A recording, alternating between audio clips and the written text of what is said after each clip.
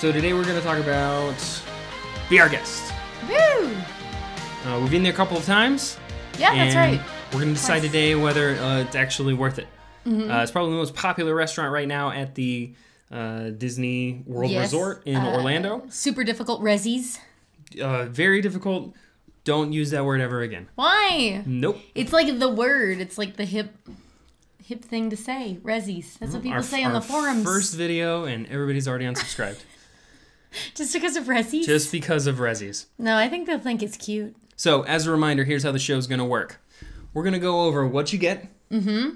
We're going to go over what you have to do to get it. Okay. We're going to decide whether or not it's actually worth it. And then we're going to give you some tips on how to make the experience as good as it can be.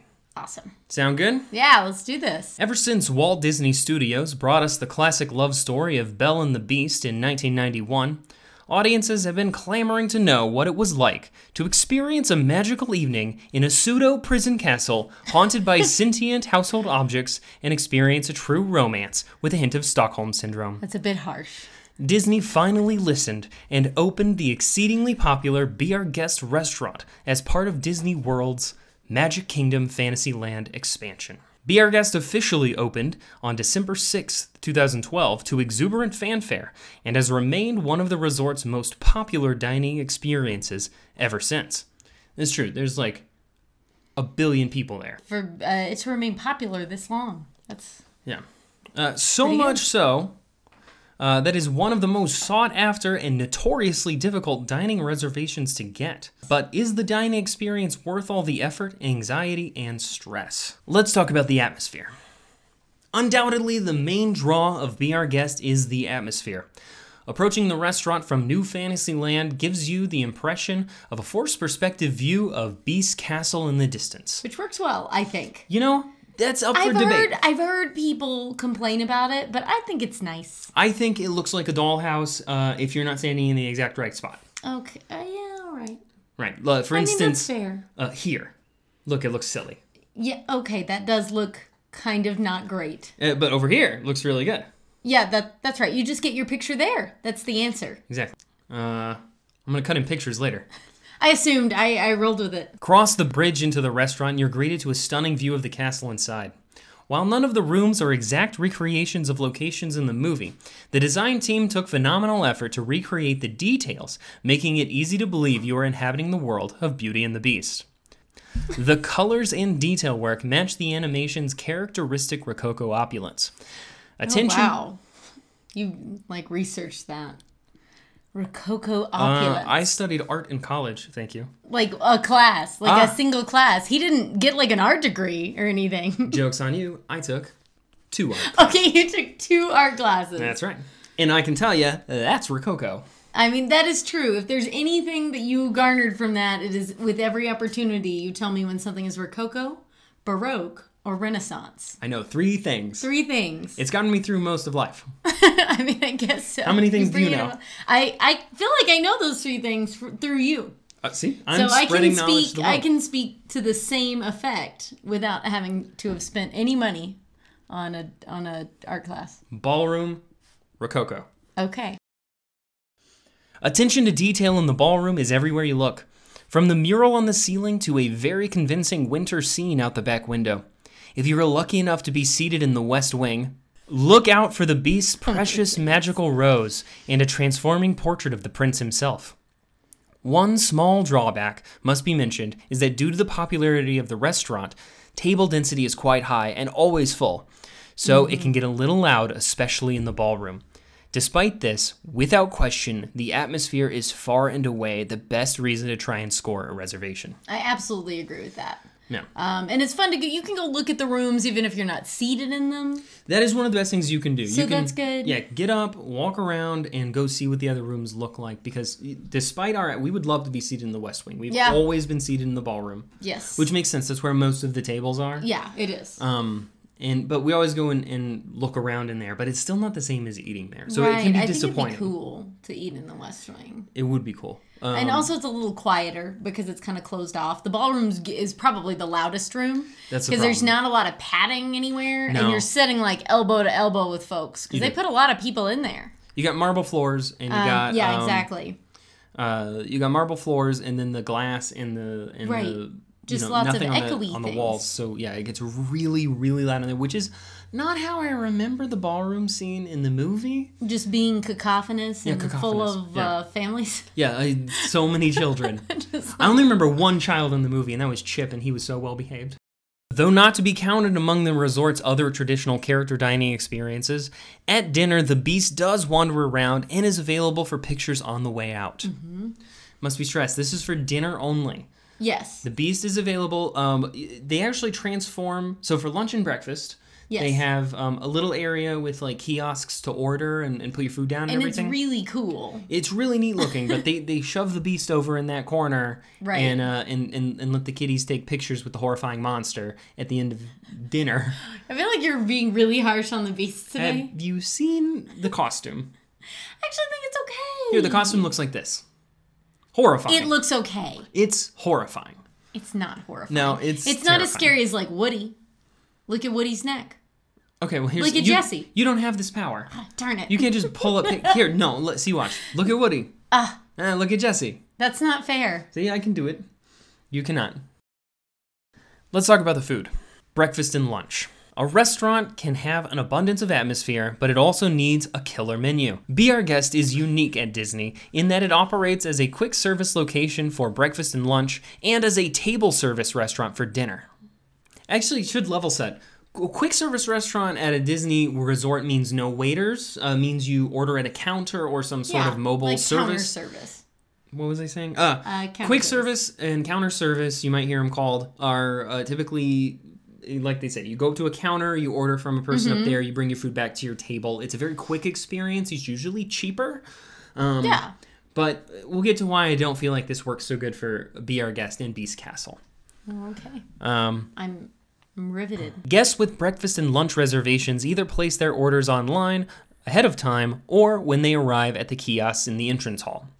All of the breakfast options are your typical morning affair with a hint of French inspiration. Items include a vegetable quiche, croissant donut, and croque madame. All regular breakfast menu items currently come in at $25. Wow, really? Yeah. But $25 is higher than I thought for breakfast. They do have a kids menu with lower priced items but more basic food. So your like eggs and bacon and that kind of stuff. Mickey waffles? Is there a Mickey waffle? There are no Mickey waffles here to my knowledge. Mistake. Always have them. Look, if Mickey waffles are everywhere, then it's not special when they're anywhere. But if they're everywhere in the parks, then they're still special because you can only get the Mickey waffle in the park. For lunch, the options are your standard fast eats French fare. You see how I did What it? is that? I'm about to tell you. Entrees on offer include a French dip sandwich, croque monsieur, braised pork, and of course, a French onion soup. Okay. Now, these do not have a set price like the breakfast item menu, and the average entree at lunch is around $15.25. Oh, okay. So this is actually where Be Our Guest for lunch comes in at a great value because it is really on par with a lot of other quick service restaurants, and the atmosphere can't be beat like we've said before. Yeah, it's really cool. Let's talk about dinner. For dinner, we get fancy. Seating availability shrinks from around 546 to 340 because the Rose Gallery becomes a staging area. That's because the restaurant turns into a full table service restaurant. No kiosks, no waiting in line, you get an actual waiter. The food steps up the game also. No more fast casual style food. Be Our Guest fully transforms into a premium experience. This also comes with a significant price hike. The average entree for dinner comes in at just over $30. Highlights of the menu include grilled strip steak, roasted lamb, braised beef, and of course their ratatouille. Oh, very French. Yes. And, you know, honestly, $30 is not that high a price to pay for a good dining experience at Disney World. Right. Good places often can get menu items in the upper $40, $50, $60, even $70. Yeah, that's true. If you talk about places like California Grill, Jico. Yeah, those signature dining experiences, things can get pretty pricey. And that's where Be Our Guest actually confuses a lot of people. Be Our Guest is so popular and, you know, seems like the hot ticket that people think that it is a signature dining experience, which at Disney is one of those expensive restaurants that also takes 2 dining service credits if you're on the meal plan. Right. And this only takes 1. Even at dinner, only 1 dining service credit, and it does come in at that 1 dining service credit price. Yeah, that's good. I forgot that. I also had forgotten that that's not a signature experience. Let's talk about what it takes. Here's where the trouble begins, and this can get a little complicated, so follow along. My Disney veterans know what I'm talking about. Guests staying at a Disney resort are able to make reservations for their trip bright and early in the morning, 180 days from the start of their vacation. For Be Our Guest, that's not a benefit. It's practically a requirement. Demand is so high that all bookings are usually taken within the hour of reservations opening 6 months out. Dinner reservations are particularly hard to come by. If you aren't lucky enough to score a reservation that far out, there is still a chance someone might cancel theirs on the day and time you wanted to go, but you gotta be ready and you gotta be fast. So now let's decide, is it worth it? We talked about the atmosphere. What do you think? The atmosphere is 100% the reason to go here at all. For sure. It's really cool, but I also think you can experience that atmosphere at any mealtime. That's how I feel. Breakfast, lunch, and dinner gets you the same dining environment. Now, this is where I'm going to disagree with you. Okay. Breakfast and lunch, because they operate on a quick service and because there's so many people, they are typically trying to move people through as fast as possible. That's true. Beast's Castle and the ballroom, the things that they're trying to evoke are not a hectic, move fast type of experience. Sure. For me, this is where the atmosphere breaks down. On paper, the setting is amazing. The attention to detail is out of control. It's really, really good. But when they herd you through like cattle, and when they shove as many people in there as possible, and it gets so loud, and you're so close to other people, it feels quick service. Waiters are everywhere. This is for dinner too. Yeah, it's even worse. That's what I'm saying. It still feels like quick service at dinner. It's even worse at dinner. Desserts come around on these big carts. Yes. Again, very cool. Very, very movie appropriate. They look great, but it clutters up the space even more. And what once was this giant, amazing ballroom where they had their first dance, it plays like cattle call. I think the biggest problem I have with the atmosphere is just the ballroom. The other rooms seem okay with it, but the ballroom can feel a lot like a cafeteria. And a problem I also have, the gallery room. The ballroom looks amazing. The West Wing looks incredible. The gallery room, very blah. Yeah, the gallery room would probably be the place I guess. Again, it's quieter, so that's nice. But it's not as cool as the other 2 rooms. You don't have snow windows or storm windows or like... Right. No cool windows. Yeah.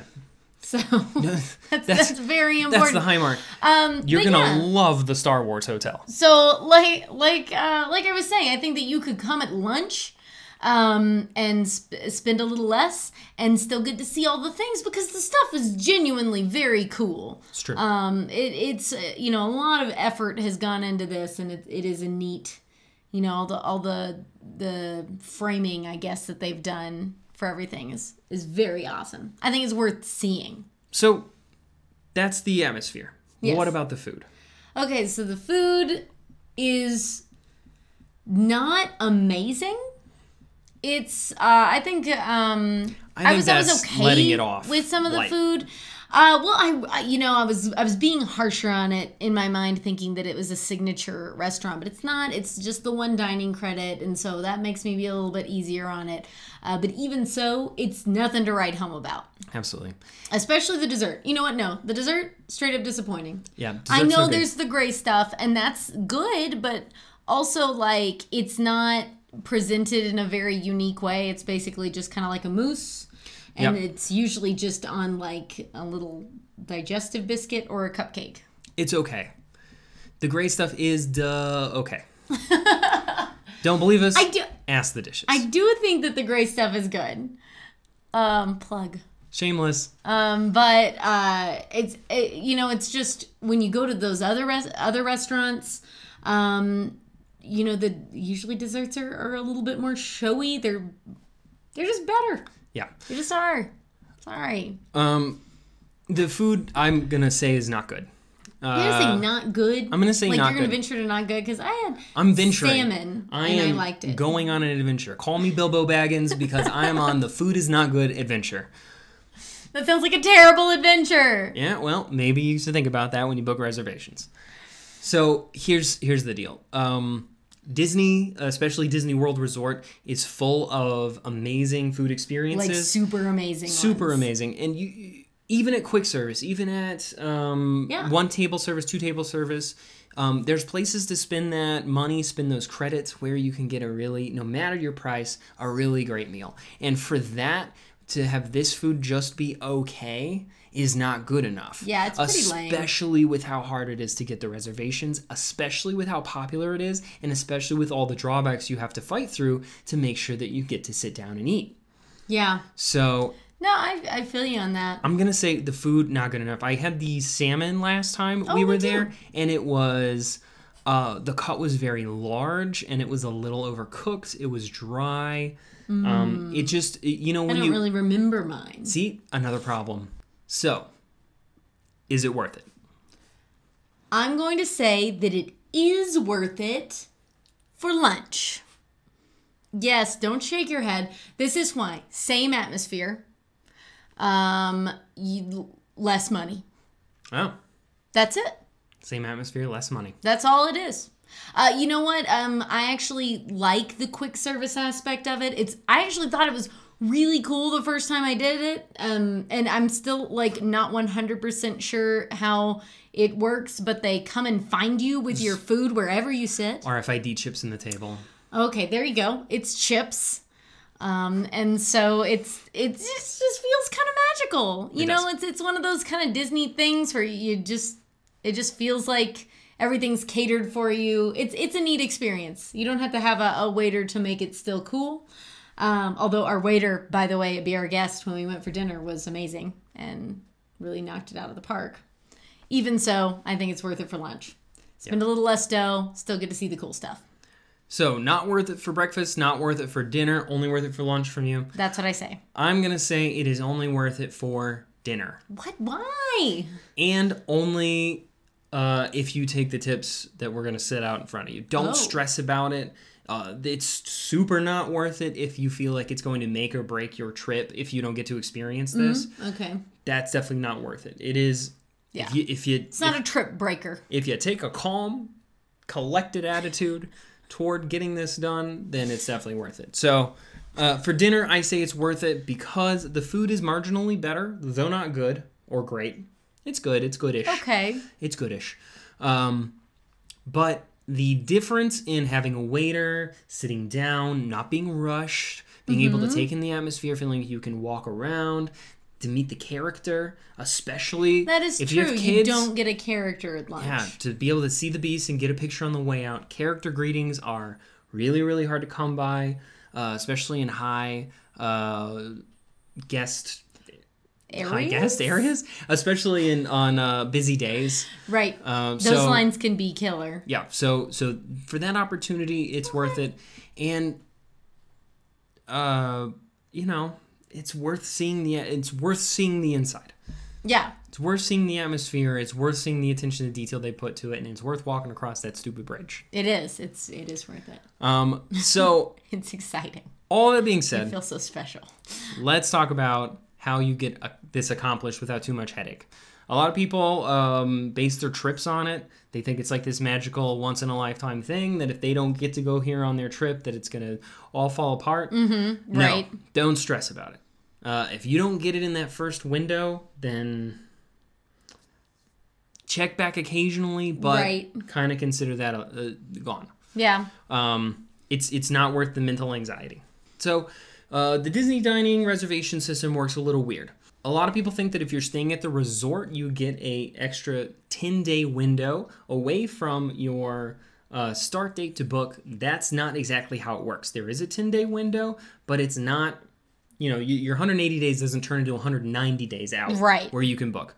How it works is that 180 days away from your trip, on the very first day of your trip, you can book all of your dining reservations for your entire trip up to 10 days. Right. So if it's more than 10 days, you can't book your stuff for your 11th day. You gotta wait. You gotta wait another day. This is your moving days. Okay. See, we don't need a chart. That means that if you're on a longer stay, I'm talking 5+ days. Mm-hmm. That means that you're going to be in a window that less people are going to be in. That's where you want to be. Mm-hmm. Book your Be Our Guest reservation as late in the trip as possible, because that means for every day later you book your trip, that's less people in that reservation system fighting for that reservation. Exactly. Get up on, I think they open at 7 o'clock in the morning. Eastern time. Or 6 o'clock in the morning. They open at this time in the morning. Eastern time. Eastern time. So wake up at that time in your time zone. I say wake up earlier. Well, wake up 15 minutes before that. They know what I mean. Be on the computer at this time. And make Be Our Guest the first reservation you try and pick. Absolutely. It's as simple as that. Have the day in mind that you want to go. Have the meal in mind that you want to book it for. Get up at that time on that day. Done. Book it right away. And give yourself a little bit of wiggle room. A little bit of wiggle room. You mean in the actual reservation? Yeah, in the reservation time. Okay. Like, you can't just be like, it's 5:30 or nothing. Right. Yeah, be flexible. It's really as simple as that. If you do that, you should be able to score a reservation, no problem, no stress. Just on that one day, do that one thing, you're done. Mm-hmm. If you don't get it on that day, and it's all booked up and you're freaking out and you're crying and your life is in ruins and your house is on fire. That seems a bit dramatic. All those things happen if you don't get the reservation. It's true. Occasionally check back to see if somebody has canceled a reservation, and maybe you can pick theirs up, or be more flexible. But if it doesn't happen, don't let it ruin your trip. It's okay. It's not, it's not an experience worth going through a ton of hoops to experience. There are plenty of other places on Disney property that you can have a wonderful experience at. Yeah, I absolutely agree. There's lots of other options for character meals. If you have kiddos and that's what they're looking for, there's definitely better food out there. Mm-hmm. Very awesome if you can make it. Not gonna ruin your trip if you can't. Exactly. So that has been Is It Worth It for this week. I'm David. This is Erin. We are part of Kingdom to Kingdom, a podcast network. Search for us wherever you get your podcasts. On Mondays, we release a Parks News and Rumors podcast. And on Thursdays, we release a Pop Culture Disney podcast. So come check us out there and have a good time on your trip. Bye, guys.